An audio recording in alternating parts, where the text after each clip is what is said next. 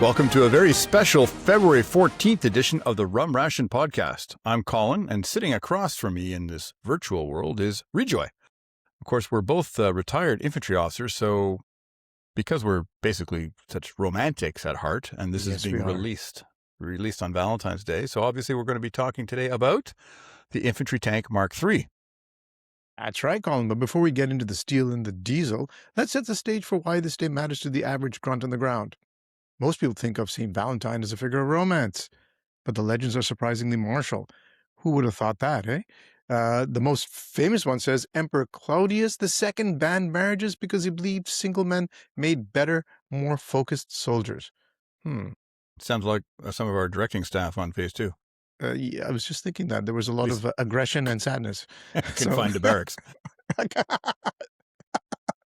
Well, Valentine was a priest already there. That should tell you something. Was a priest who defied that imperial decree to secretly marry soldiers so they could maintain their family bonds. He was executed on February 14th for that act of defiance. So, nothing says romance like a public execution, right? Nothing at all, yes. Now, looking at the calendar, we're releasing this on February 14th, and while most people are probably out hunting for last-minute roses, we're doing a deep dive into a very different kind of Valentine, which is the British Infantry Tank Mk.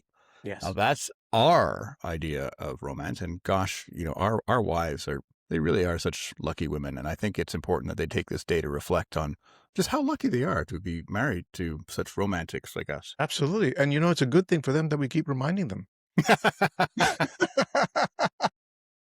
Otherwise, they might not know.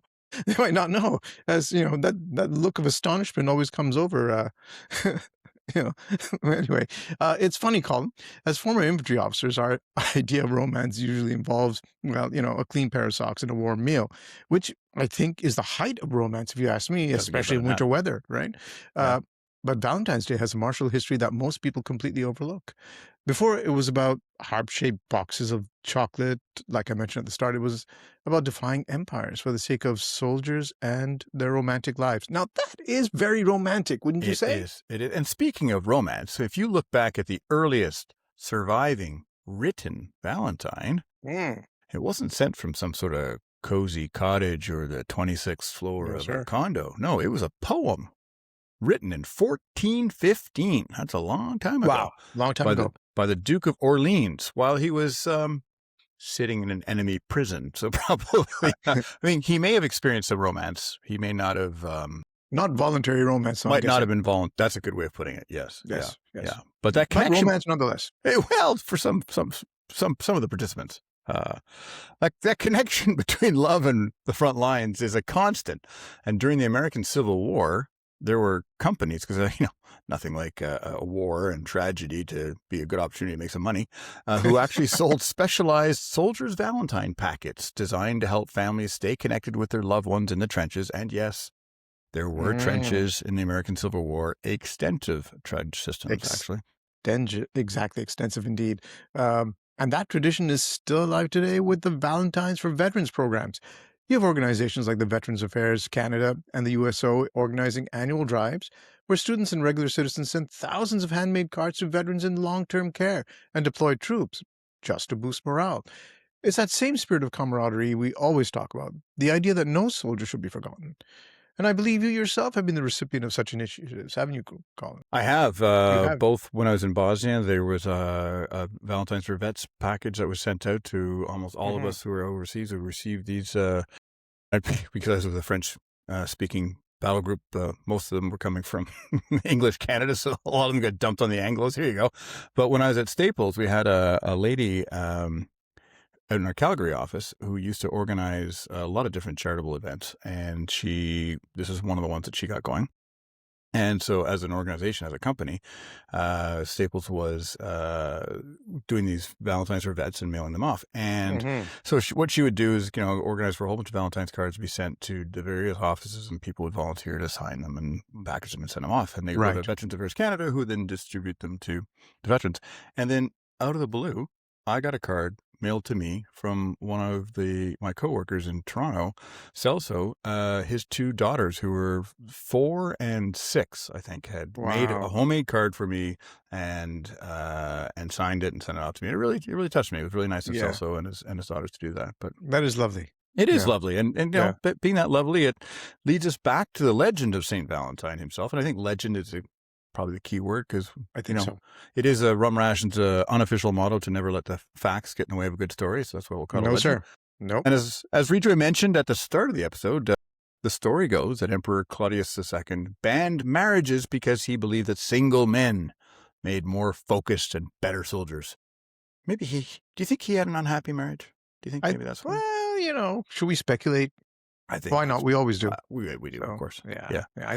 But It's safe to say. because Valentine was a priest who was a little bit frisky and decided to defy that imperial decree, he was performing secret marriages for soldiers so they could maintain their family bonds. And just because it was popular with the troops didn't mean that the chain of command was so in favor of his defiance. And we like to think that's why he was eventually executed for it on February the 14th. And we all think that's a beautiful day to remember for romance. I guess we should really be wishing each other happy execution day, no? Well, it's a bit more appropriate, don't you think? I would think so. And it does strike a chord in the heart of every infantry officer. So, Do you think he was flogged first? Because, a nice flogging would be, it's always good for morale.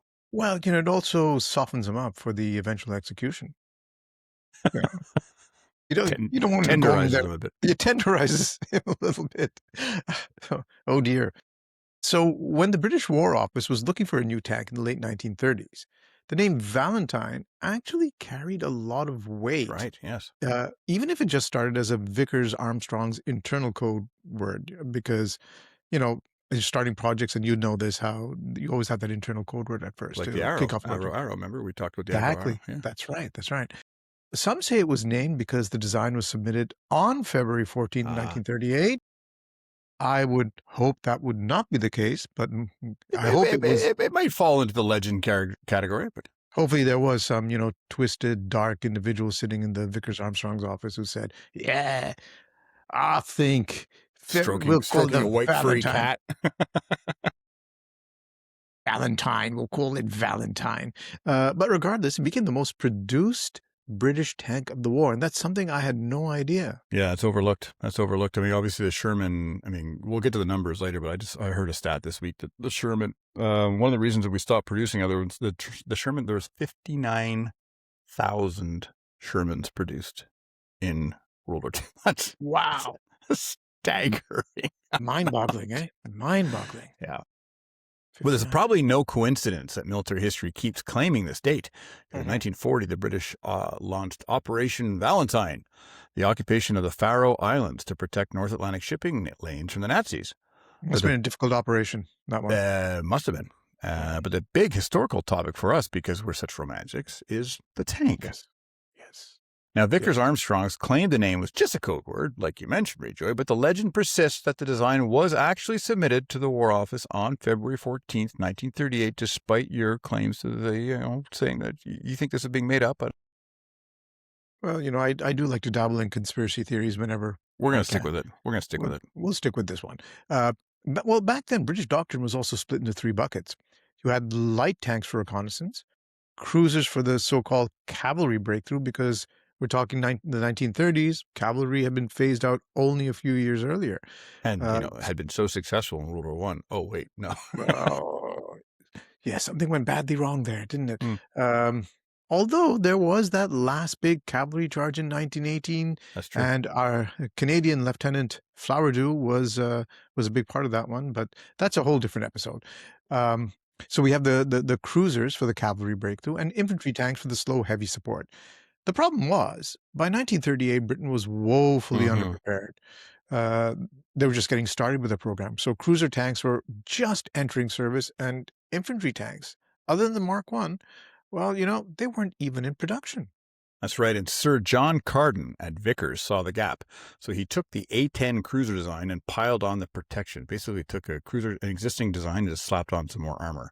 So the result was a small, cramped, but incredibly reliable 16 to 17 ton machine, which for comparison, that's just basically the weight of a LAV now, which would be an infantry fighting vehicle. So it had only had a 2-man turret and a 2-pounder gun, but it was a finished design when the world was about to catch fire. Yeah, and thank goodness it was ready because things came, well, they piled on quicker than anybody could have imagined. So the catalyst for the Valentine becoming a global workhorse was the catastrophe at Dunkirk in 1940. Imagine this, and I don't think very many people know this. Britain was actually the most mechanized army in the world at the time. Yeah. And they entered the war with 80,000 vehicles. Sadly, they left 75,000 of them behind in the sand. It's only 94%. It's not a big deal. You still got 6%. Come on. Well, the problem was they were now virtually defenseless on the ground. Yeah, I think just to clarify, you said mechanized. I think they may have been the most motorized. Motorized. I stand corrected. You're quite right. Motorized. But their buddies, their allies, were the most mechanized. The French had the most tanks. Yes, way they did. more tanks than the Germans did. And big tanks. Yeah. So the British, who had left, as Rejoy mentioned, 94% of their motorized vehicles and mechanized vehicles on the beaches, they had to turn to Canada. And at the time, Canada had, we were well, not ready. We had zero, that's a big number, but zero tank building tradition. And our army was barely mechanized or motorized in 1939.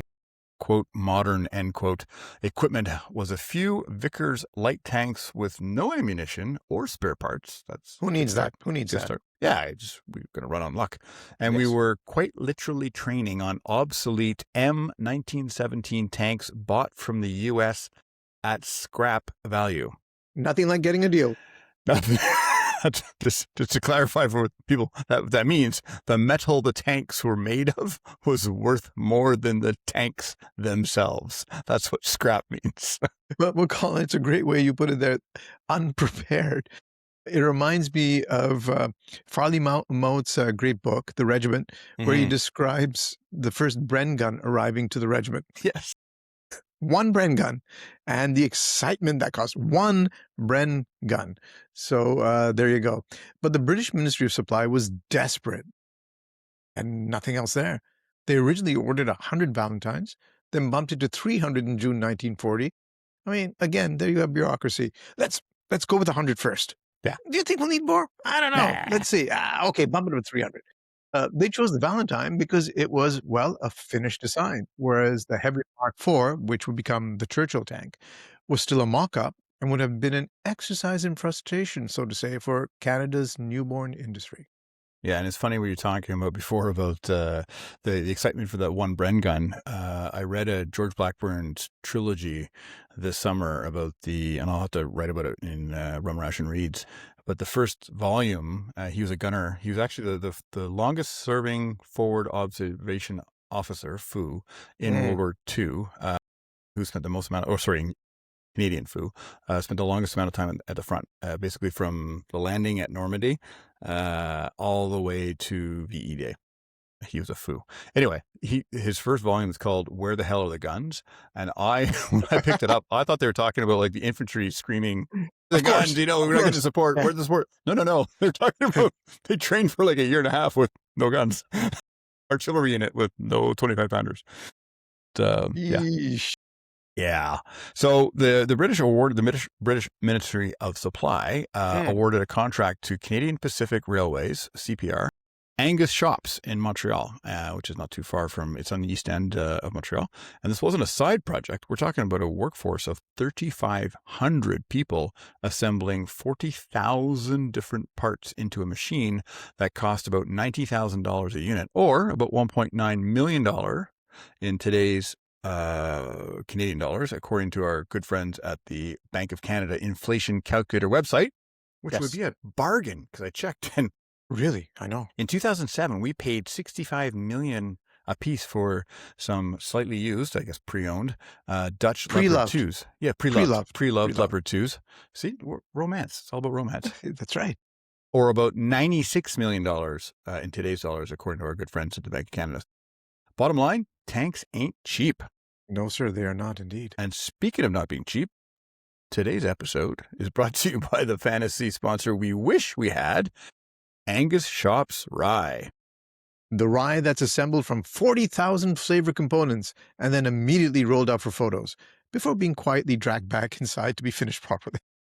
like the first Canadian Valentine, a triumph on the outside, missing a few key parts on the inside. Angus shop's rye is aged in barrels so tough, they might as well be one-piece cast armor. No rivets, no excuses. Tasting notes include toasted oak, dried fruit, and a hint of industrial urgency. And just like Canada's Valentines, almost all of it is exported. Exactly. One sip and you'll understand why it's labeled built in Montreal, shipped to Moscow. Angus shop's rye, the only spirit that pairs well with diesel fumes and quiet competence. But please, drink responsibly. Don't try to weld applique armor after your second glass. That was an excellent one. Very well done with that one. Thank you. Now, as a former officer, you know that nothing ever goes exactly to plan. Well, And according to other people's plans, my plans are obviously flawless. obviously, yes, Obviously, and yes. I've seen that in action too. The flexibility I is think you've suffered from amazing. that in action. The Canadians couldn't just copy the British blueprints, however. Many components had to come from the U.S. to support production. That's right, to get it in as fast as possible. And the biggest change was the heart of the beast. And this is pretty cool because you mentioned diesel at the beginning. Yeah. Shipping British gasoline engines across the Atlantic was going to be a logistical nightmare. So Canada swapped in the General Motors 6-71 diesel engine. And it turned out to be a blessing because that GM diesel was arguably much more reliable than the British AEC models. Yeah, they also swapped out the British, I guess you pronounce it Besa, right? Or the Besa machine gun for the 7.62 millimeter Browning. Now, this was a massive quality of life improvement for the crew, and trials showed that the Browning generated far fewer toxic fumes. Very important in that enclosed space. Very, very important. So in a tiny two-man turret, Besas would build up dangerous levels of carbon monoxide after just 5 belts of ammo. My God. Wow. Do you think, because the tank, when they rolled it out, the original tank in World War I, that was part of the problem too, right? The crews, because they were firing, they never figured out proper fans or ventilation. Yeah. And here we are 20 years later, there's still got the same problem. I've seen this last time around. Maybe a fan would work. No. More important to have a tea brewer. They do have that in the British tanks. They do indeed. Yeah. But yeah, a lot of those crews in the First World War tanks were passing out from the fumes. But the Canadian Valentine was plagued by early growing pains. And the first tank, as we kind of alluded to in our fantasy sponsor bit, it was triumphantly presented on May 27th, 1941, with C.D. Howe, who was the Minister of Everything at the time. He was broadcasting on CBC radio. But that tank was missing components and was quietly returned to the shop immediately after the ceremony. Production was slow. By September 1941, Angus shops had built only 14 tanks when they were supposed to have built 47. Well, good. If you're going to cook a stew, it takes time for the flavors to.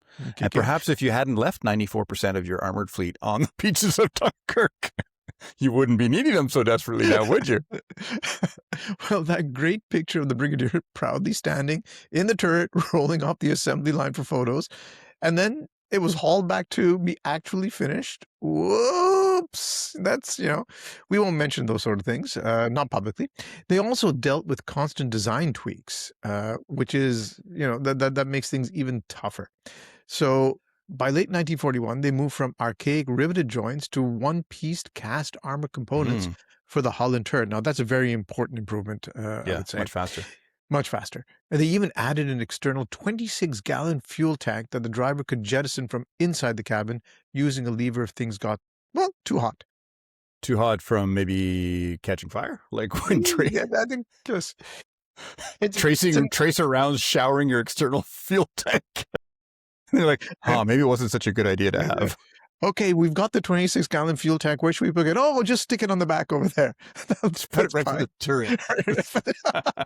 So it leaks flaming diesel inside. That'd be great. That'd be awesome.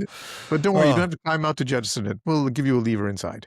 So, But we also alluded during our fantasy sponsor bit about some connection with Russia. And here is the twist in our story. So while Canada kept 30 tanks for training on at Camp Borden, almost all of the 1,420 Canadian Valentines were shipped to the USSR.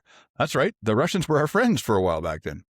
Yeah, kind of. Sometimes it's nice to look back with nostalgia, isn't it? So the Red Army loved them. They called them the Mark 7 or the Mark 7.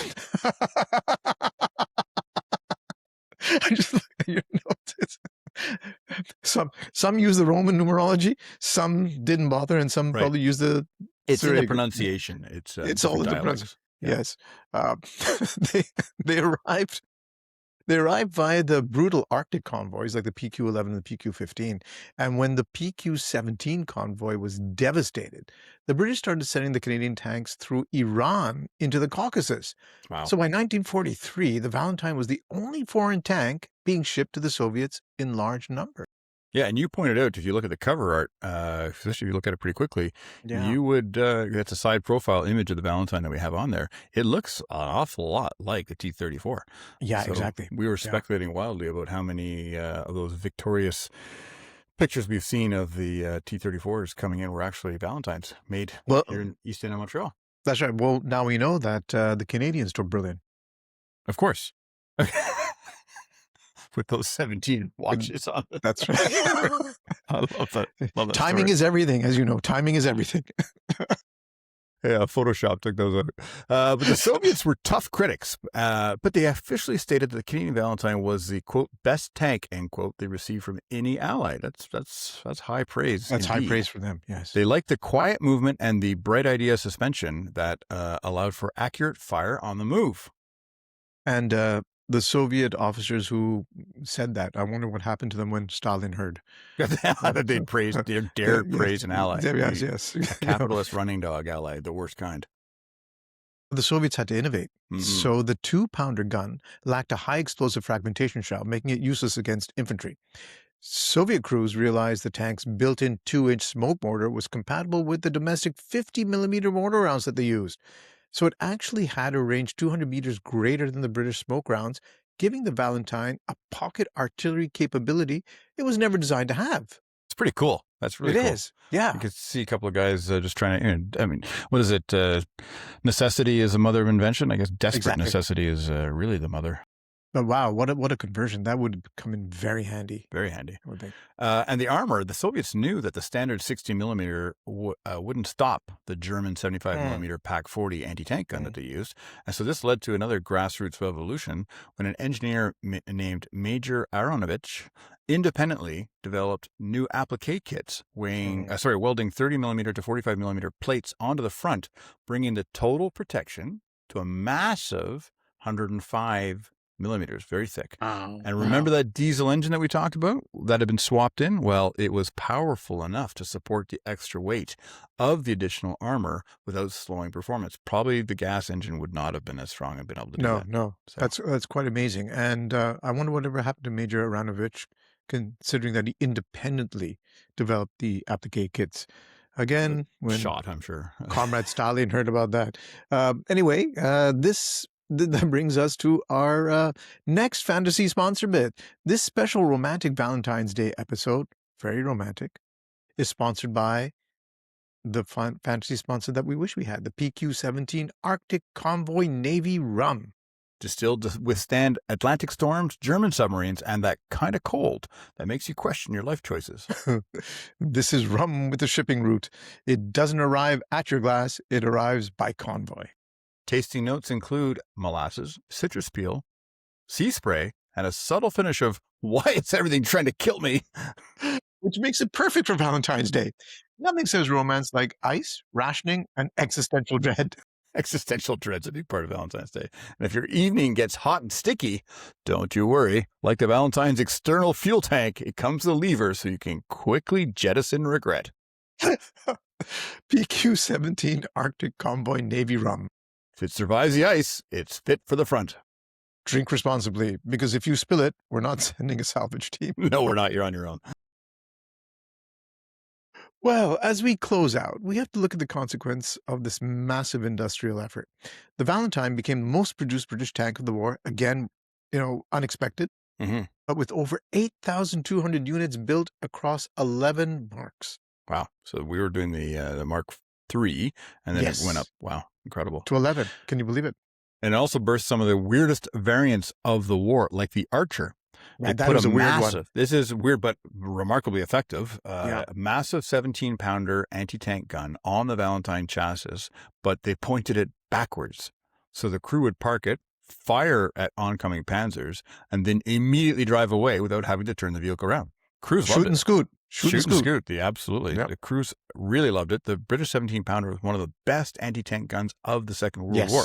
Yes. It was capable of punching through the heaviest Axis armor, including the Panther, even frontal penetration if the angles were correct. Make sure they're correct. And if they weren't, well, you could immediately skedaddle at the high port without having to turn around. Because if you've only angered a Panther tank, it was best practice to get out of range as soon as possible. Much, much better long-term health benefits. Yeah, that's why you really need to get those angles right, because once that Panther growls, kick it into high gear. It's still moving. Shit. Go! And we can't forget the human legacy, of course. One specific Montreal-built tank, factory number 838, was serving with the 5th Soviet Guards Tank Army on January 25th, 1944. Now, it was lost while crossing an iced-over river under German fire. It sat at the bottom of that river for 46 years until it was raised in 1990 and returned to Canada. It's now one of only 2 surviving Canadian Valentines. So tank number 838 is currently located at the Canadian War Museum in Ottawa. So if you get a chance, go and check that out. Yeah, highly recommend it. It's an amazing museum. Canada can be very proud of that museum. It's world-class.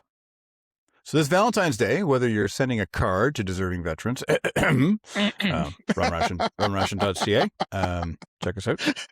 info@rumration.ca is a great place to send them. Or if you're just enjoying the piece, remember the 3,500 workers in Montreal who cranked out 1,420 Valentine tanks and the Soviet tankers who welded scrap steel and mortars to their hulls to stay in the fight. And that's the real spirit of Valentine's Day: camaraderie, diesel fumes, and defiance. Please share this podcast with your friends, family, and of course, your special Valentine. Obviously. Don't forget to like, subscribe, and comment. We love to hear from you. So from the Rum Ration podcast, Cheers to history.